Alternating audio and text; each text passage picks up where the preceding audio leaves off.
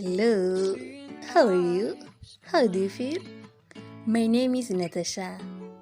Thanks for watching my video. I love you. Mwah. Muraho neza ndabasuhuje kandi mbahaye ikaze mwebwe mwese mubana natwe umunsi ku wundi mwe mudukurikirana gatanu kuri gatanu.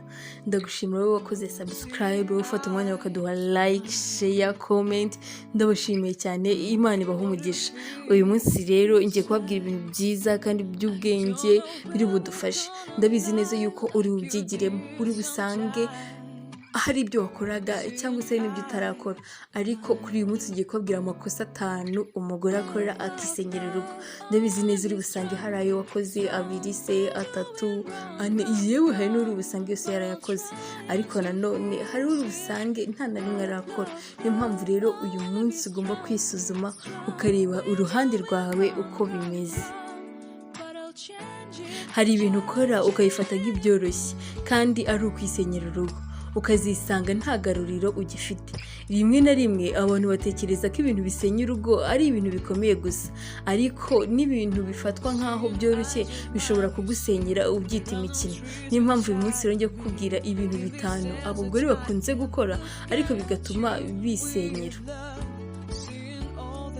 Icyambere turasanga gusiganira ukwitanaho.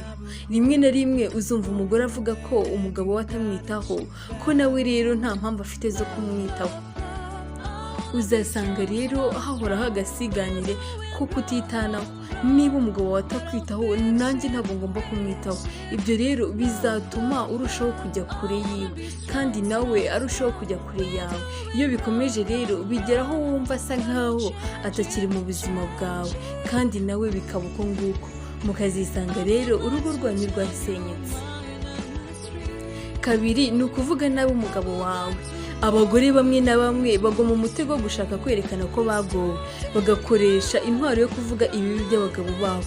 Uko ugenda uganyira uwo muhuye wese ububi bw'umugabo wawe, niko arushaho kubigira bibi, ndetse abenshi bakakumvisha ko ubogowe pe kandi wagize n'amahitamo mabi. Niyo mpamvu rero udakwiye kugira icyo ugenda ubwira abantu ku byerekeye umugabo wawe. Nshuti yanjye, niyo umugabo wawe yaba ari mubi 100 ku rindi, kugenda umuvuga umutaranga, uzamenye ko umunsi wabikoze ari wowe uzaba uri kwishyira hanze.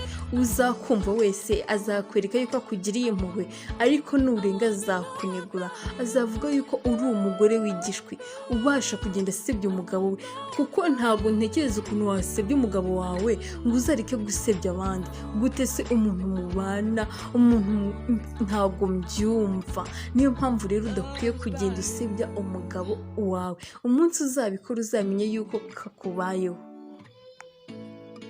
Gatatu turasanga kugira abandi ushyira imbere y'umugabo wawe.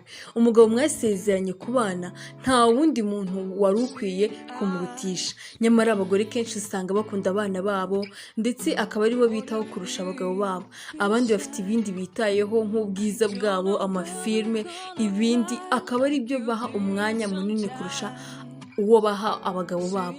Ukwiye guha umugabo wawe umwanya wa mbere, kuko iyo utangiye kugira abandi umurutisha uba utangiye kwisenyera urugo. Gatatu, kumva ko uhora mu kuri.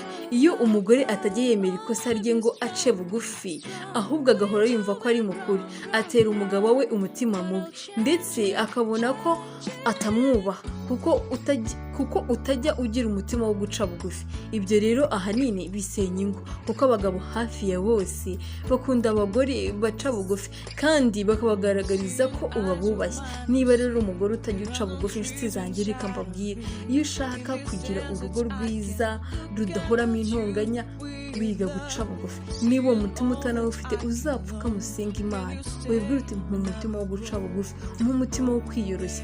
N'igihe mbona yuko ntari mu ikosa, mu mutima wo kwiyoroshya kugira ngo ibintu bigende neza. Nshuti yanjye, urabizi yuko uwo mubana atari marayika kandi nawe urabizi neza yuko utari marayika. Niyo mpamvu rero hari ibintu azakora ntibikubere kandi ntibivuze yuko nawe hari ibyo uzakora ntibimunyure. Kuba rero mwese mufite ibyo muzakora ntimunyurane, nicyo gituma ukwiye kwiyoroshya n'igihe ubizi neza yuko utari umukozi, kugira ngo ibintu bigende neza. Kane, turahasanga gukoresha imibonano mpuzabitsina ugasaba icyo wifuza. Hari abagore bamwe bafatirana abagabo babo bakabasaba ibyo bifuza mu gihe babasabye ko bakuzuza inshingano z'abashakanye. Iyo ubikora gutyo uba wirengagiza inshingano zawe kandi ukanazisuguruza bitewe n'uko umugabo wawe agufata. Bityo rero bituma umugabo wawe yumva yuko mbese igikorwa muba mugiye gukora ari nk'ikiguzi. Niba iyo ushaka ikintu umubwira ati niba tugiye gukora iki ngiki, ubwo nanjye urampe iki nifuzaga iki, nanjye rero nshuti yanjye ibyo bintu ntabwo ari byo.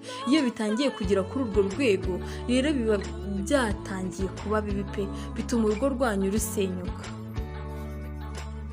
Gatanu, ari nacyo cya nyuma, guhora wibutsa umugabo wawe ibyahise. Abagore bamwe na bamwe bakunze kuririra ku kantu gato, ugasanga bazuye n'ibyahahise byose bibi umugabo yaba yarabakoreye. Ibyo akenshi bakabikoresha mu rwego rwo gushyira umugabo hasi ngo bamwumvishe ko ntacyo ari cyo.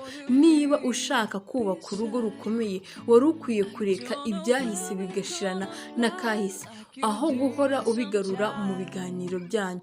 Ibi bintu ni ibintu umugore wese ushaka kubaka urugo rukomeye aba agomba kwirinda, ahubwo akenshi bifatwa nk'ibintu byoroshye. Iyo bimaze kuba akamenyero bishobora kugusenyera urugo.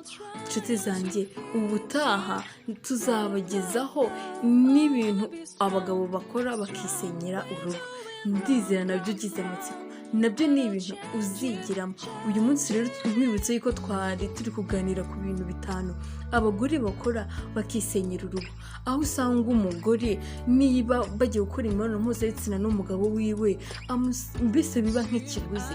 Niba rero umbwiye ngo dukore imibonano mpuzabitsina, ejo nashakaga urukweto rumeze ubwo rero urarungurira. Inshuti yanjye, ibyo ntabwo ari byo. Ikindi ni uko usanga hari abo baha umwanya kurenza abagabo babo. Ni ibintu byinshi kandi bishobora kugusenyera mu mikino.